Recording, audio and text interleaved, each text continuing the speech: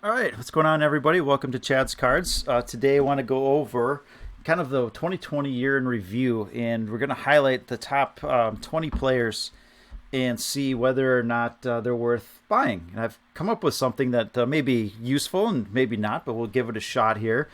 Something I'd like to do weekly. So we'll go over the top 20 players overall, and then we'll do maybe the top 20 in each position, do a little deeper dive in the following weeks here. So this is my opening page here. I like to just type funny baseball cards into the Google machine, and this guy right here, Jay Johnstone, always pops up on the front page here.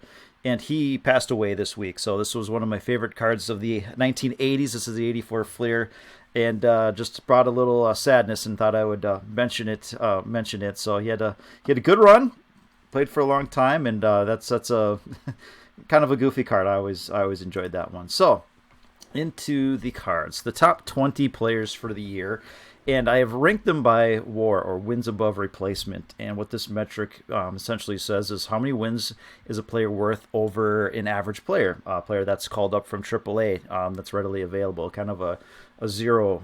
It's not nice to say zero player. Of course, they're not zero. They're major leaguers, right? But anybody that you could readily call up, how many wins are you worth more than that? And so that is a metric that I think has a level of importance, especially in Hall of Fame voting. And so when I'm looking at cards to buy, I chuck them in a couple different categories. And there's the speculation, and these are lower priced guys that could turn into something down the road. And so I don't want to pay too much for them, but it's easy to acquire a bunch of them and get the cool variations and all that kind of good stuff. And maybe it works, and maybe it doesn't. And if it doesn't, you're not out much. Then you've got the guys that are kind of the Hall of Very Good players, and they've been around for a while. They've got a nice track record. But their numbers aren't really adding up to Hall of Fame. And unfortunately, when their careers are over, those cards aren't going to be worth a ton. They kind of drop back down into value. So I don't want to go too nuts on those. And then you have guys on a Hall of Fame track. And those are the ones that their prices are, they increase in value and they kind of stay there. And when they retire, they maintain their value overall. The Hall of people that want Hall of Fame cards, all that kind of stuff. I mean, their names are etched for eternity in Cooperstown, and so those cards tend to hold their value. So when I'm buying a card, I try and throw them into those categories and figure out what I want to do. And so the formula that I came up with here is based on WAR, and you can see this is a study done by John LaRue, and you can find it on Fangraphs. Just do a Google for it. And you can see WAR, and these are the average career production by position. And so you can see, 60 is kind of the magic number here for most of these positions. First base and catcher are a little bit lower, second base and right field a little bit higher. And so what I'm doing here is just looking at players to say, if you can play for 15 years, age 23 to 38 or something like that, it seems like reasonable numbers, and put up 4 wins per year, you've gotten your 60, and you should be in consideration for the Hall of Fame for the most part here. And so what I've done is we've got the rookie card. We have PSA 10 price, just to make an apples to apples comparison. I'm not a huge PSA 10 guy, but maybe I'll start doing a little bit more of that. I just like the value stuff. But for guys that I think have a Hall of Famer undervalued, I might start leaking into the PSA 10 stuff just to have something here. Here are their age. Here is their age and their cumulative WAR. And so what have they acquired, or what have they banked to this point?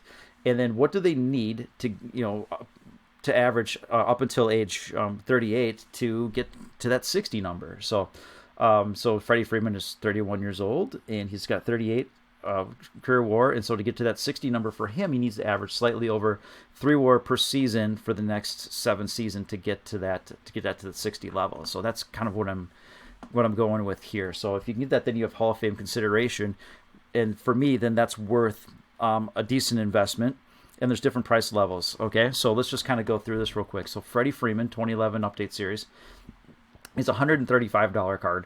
So he's age 31, has 38 WAR, needs that. That is a realistic number. Okay, so if you're thinking a guy needs to average 4 WAR over 15 years, if you're under 4, then you're going to have seasons where you're getting 5, 6, or 7, and then there's going to be towards the tail end of your career, maybe you're putting up 2 or 3 WAR on the season here. So that is a pretty obtainable number for Freddie Freeman. I would say he's on a Hall of Fame track, and so we'll set that, $135. Is that good or bad? I don't know. We're going to figure that out here. So Jose Ramirez, 28 years old, 27 WAR, 3.23 WAR for the next decade. He is not far behind Freddie Freeman, his PSA card is $90, so perhaps that's undervalued. So maybe we need to start looking at the Jose Ramirez cards. Now that card has done pretty well this year. Anybody who's getting MVP run, that's certainly going to be the case. But let's look at a guy who's probably going to the Hall of Fame or on that track, barring something unforeseen happening. If he just keeps doing what he's doing, he's got a really, really legit shot here. So right fielders and second baseman have the highest average WAR, so those are the two positions he's playing. So maybe he's not setting himself up the best here, but I think he can make that. 27 years old, he's banked 40 WAR.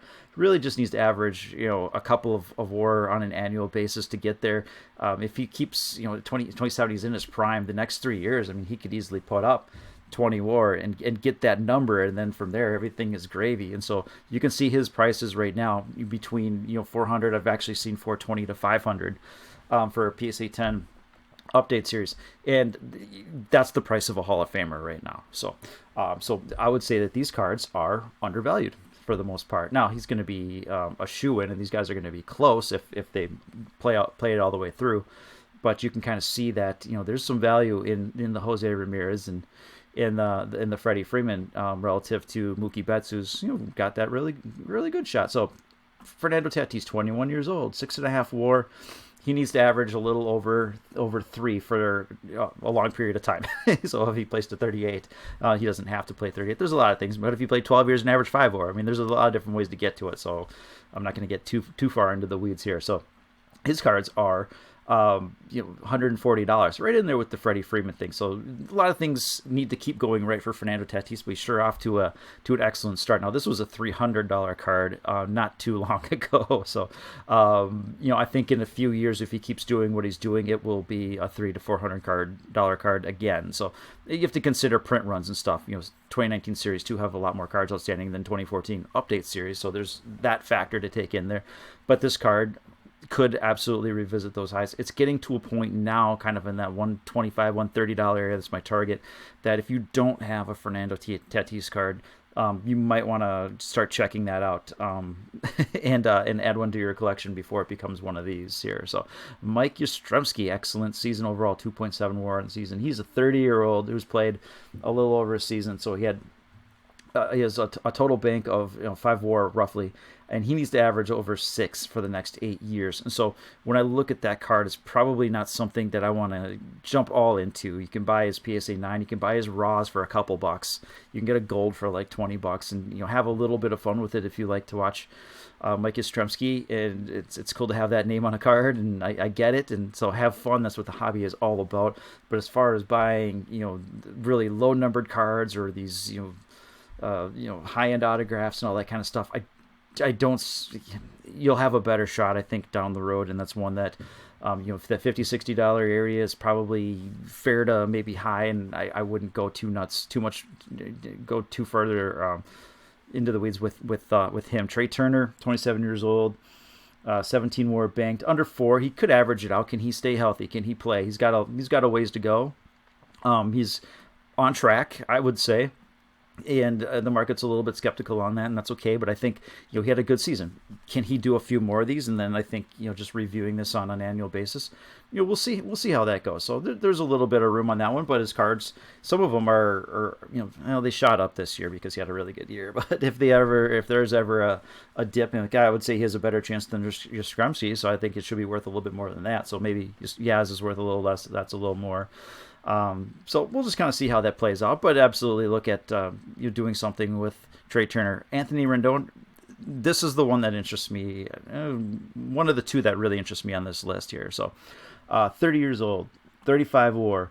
He needs slightly, he's in better shape right now than Freddie Freeman, so he needs to average just over 3 WAR for the next 8 years. And this guy's, he's had great seasons. He's been hurt twice, and other than that, he's been putting up 5, 6, 7 WAR. It's been just been a really solid run, just completely under the radar. And you can get his PSA 10 for $40. You telling me that you wouldn't want that over like Yastrzemski? He should be closer to 120, 130 or something like that with these numbers. And so, absolutely, if you don't have, in full disclosure, I've been buying Anthony Rendon, different colors and variations and stuff like that over the past few years, and it hasn't worked yet. So, but I imagine someday it will if he can continue this pace. And he's got a contract that goes through the next couple of years. If he gets one more out of that, he can get up to that 60 WAR without much effort, and that card should be triple what it is right now, according to what other players are going for here. So maybe it takes a World Series or something like that, but he's got the right teammates to maybe get that done. So Jose Abreu, 33 years old, 20 cumulative WAR, monster season this year. He needs close to 8 WAR for the next 8 years, and that's a tall order. His card is really spiked this year. This was a PSA 10. You could get that for $20-$30 for the longest time, and now it's at 113. Hull of very good. And again, once you're kind of done with the game, then those prices really will fall off. There's no longer demand for it. So I would let that one go. And you might have to wait for a while. I mean, he could still be really awesome for the next couple of years, and maybe take advantage of these prices here if you've got a stack of them. But if you want to acquire them in that condition, wait. I would say wait. So Mike Trout, 29-year-old, 76 WAR. He could be a negative player for the next decade and still have Hall of Fame credentials here. So what do you say? This is not Hall of Fame track. This is all-time great track. And if you can do it, then any dip in those prices, you really need to just take advantage here. Manny Machado, 28 years old, 35 WAR bank, 2.5 WAR to be on a Hall of Fame track. I mean, he's on a Hall of Fame track, so who knows how this plays out. But if he plays for another 8 years doing what he's doing, then he should be in consideration here. So $75. It was upwards of 100 recently. Well, beginning of the year was about 50, then it got to 100. Now it's settled in here. It's settled into an area where it's probably worth it. It's probably a good price here. So you look at some of these other guys that are on track, and he's on a better track than a lot of them. I mean, this should be maybe it should be double that what it is right now. So 2013 is not the update series, so the production might be a little bit higher. So there's other factors to consider, but absolutely, this is a card that I think there's value there. So trying to Jose Ramirez, yeah, he's right in range with look, he's right in range with Marcell Ozuna. And Ozuna's 29. He's got 22 banked WAR, so he's a year older. He's got 13 less WAR. He's got a steeper hill to climb. He's off the track a little bit. And Ozuna's had a really nice career. He's had a couple of really amazing years, including this one. 2018 was a little bit soft, but so he's off the track. So this is one that one of these two is wrong. So I would say that Machado should be a lot higher, and I think Marcell Ozuna perhaps a bit lower. Maybe he needs to be in that that $50 range with some of those other guys that are maybe off the track a little bit. But I'm a big fan of Ozuna. I sure like his stuff, and I'm going to have some of his cards, and I'll buy, in that situation, I'm not going to buy the gray. I'll buy the raw, and I have an example, and I'm really, really happy with it. I like Ozuna, and I just wouldn't be acquiring crazy amounts of his stuff right now, just because I think it drops off because the haul is not on track for it. He could change that. You have a couple of years, 29 years old. If I have a couple of years of 7 more, right back in it. So monitor it, but right now, a little bit off track. So DJ LeMahieu, 32 years old, 19 break WAR, needs 6.83 WAR over the next 6 years. These sales, I don't really buy them. They were really recent, but they were about the only ones I could find. There weren't a lot of examples, a lot of closed or finished listings on eBay for them. So I don't know how much I buy it. But off the track, I mean, if it is 200, then don't. I mean, if it's 50 or $60, absolutely consider it. Trevor Story, 27 years old, 17 WAR bank, needs 3.83. So you could say on track, and he needs to do what he's doing for another decade. You'll have a few more seasons of 6, 7 more, and then kind of drop back into that 3 or 4, and you could say he's on track. So to play another 10 years at a high level, that is asking a lot. I'm not trying to make this sound easy by any stretch, but I would say that put him in with these with the Trey Turners and stuff. Power is going to sell better than speed, but maybe this should be an $80 card, $70 or $80 card or something like that. So 200, not interested. $70 or $80, why not take advantage of that or something? I prefer raw, but because these were $2 or $3 not too long ago, and I think you can still get raw pretty cheap. But if you want the PSA 10, then not 200 probably. So I mean that's what these guys are getting here. So you've got Soto and Acuna, relative within a year of each other. Soto turns 22 actually in like a couple weeks. 10, 11, 12 WAR total, and they need to average 3 over the next long time, 16 years. But that's extremely doable, especially since they're not even in their prime yet, where they're going to probably have 7, 8 WAR seasons, and these numbers will be more like Mookie Betts. And so for them, it's health and desire. Can you stay healthy and play till like age 36, 37, 38 or something like that. They are on track. It's early, but they're on track, and their prices reflect that. So they are in that range where probably Freddie should be, and Ramirez should be, and Rendon should be. But this is the new hotness. Those are the old guys, I guess. So whatever. Find the value. So these prices have come off quite a bit as well. Juan Soto was $300, and it's come back quite a bit. And Acuna, kind of the same thing. And they're getting into the area where I think you want to consider pulling the trigger if you don't have examples of these guys yet. There's some nice options for Juan Soto that I've gotten a mail day this week if you don't want to spend that kind of money on a card. So totally get that as well. 26 years old, 6 WAR, current WAR, 6 cumulative WAR, needs 4.5 WAR. This is Brandon Lau. So this is a guy I really like, and it's not going to burn me because his cards aren't that expensive. You buy his raw stuff, you can get chrome, refractors, all that kind of stuff for, $15, maybe $20 or something like that. So it's not going to bite you. But I think, again, you're buying those high number, the low numbered and high end Brandon Lau cards. You may get bit because he's a little bit older. I think you'll have some all-star seasons, and he's a terrific player. Just the age is a little bit of a factor for the long term. Maybe plays till 40 and makes up for it. Make and is able to address that. So there's a lot of variables in here. It's back of the envelope stuff. But Brandon Lau is pulling for him. But after a couple of all-star games, if you have some high-end stuff, may consider pulling the trigger, because as he gets towards the end of his career, if he does play for a long time, maybe he comes up a little bit short of the Hall of Fame numbers, and that's when his prices, he will be forgotten in baseball card terms for the most part. I mean, the demand will not be able to overwhelm the supply like it does when he's on the hot streak. We start the year betting 350. Trent Grisham, same thing, a little bit older, not too bad. Came out swinging. He had a terrific season, and I think he'll be a really nice player for a while. I sure enjoy watching him here. But he's banked 3 WAR, and he needs a little over 4. So on track if he's able to play up until age 39 or something like that, or if he's able to really get some 5. Is he a guy that can do 6-7 more seasons?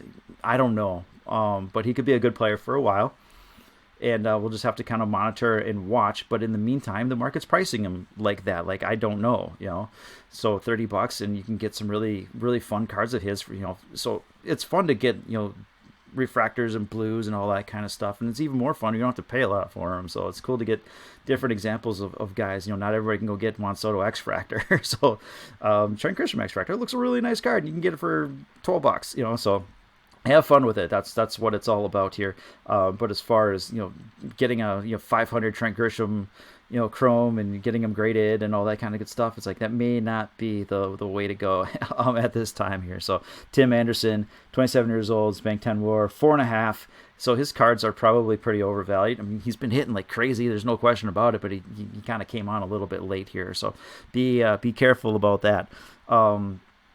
These cards maybe should be a touch less here. So Paul Goldschmidt, 33 years old, 41 WAR bank, 3.72 needed over the next 7 years. He could do it. This guy, there's only been a couple years where he hasn't, but he's been 6 or 7 WAR, 290, 30, 35 home runs. He really he spanks the ball, and this card should probably be upwards near Freddie Freeman, and I think that is a strong buy right now. So I like Freddie Freeman. I really like. Where to go here, Rendon, and I think Goldschmidt is absolutely interesting at this level here. And Nelson Cruz, the boom shot, 40 years old, banked 40 WAR. So, oh man, I'm a huge fan, but the whole thing is probably not happening, and you got the PEDs and all that kind of good stuff. But heck, Nelson Cruz fan, you can go buy his 2005. Update Chrome draft pick card for $10. So have fun with that. So all right, I've talked too much here, but yeah, this is, I think, something that we're gonna do weekly, and it's a good exercise for me to kind of figure out, is this something I want to spend?